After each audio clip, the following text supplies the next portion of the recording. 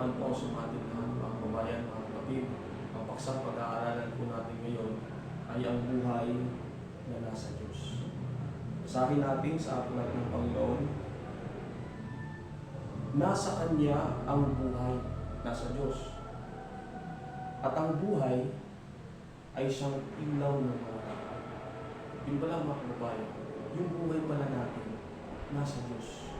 At yung buhay na yun pala ang ilaw ng mga tao. Ngayon mga kabayan, kailan tayo nahihiwalay sa Diyos? Sino maghihiwalay sa atin sa Diyos? Sa buhay ng Diyos? At anong mangyayari kung tayo mahihiwalay sa buhay ng Diyos? Basahin natin sa aklat ng Efeso, Kapitulo 4, versikulo 18. Ganito po ang sinasabi mga kabayan. Nasa kadiliman ng kanilang pag-iisip ay nangahiwalay sa buhay ng Diyos dahil sa kahangalang nasa kanila dahil sa pagmamatigas ng kanilang puso.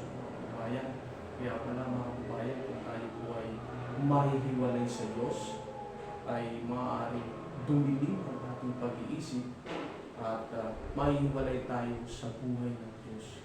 Kaya ano ang payo sa atin ng Diyos para tayo ay hindi mahiwalay sa Diyos?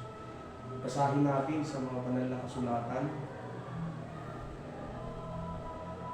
Aking tinatawag ang langit at lupa na pinakasaksi sa inyo sa araw na ito, na aking inilagay sa harap mo ang buhay at ang kamatayan, ang pagpapala at sumpa. Kaya piliin mo ang buhay upang ikaw ay mabuhay, ikaw at ang iyong piliin. Bakit tayo pinapipili ng Diyos mga kababayan sa buhay ng Diyos? Basahin natin sa kanyang aklat na katotohanan. Sapagkat ang utos ay tanglaw at ang kautusan ay liwanag at ang mga sabay na turo ay daan ng buhay.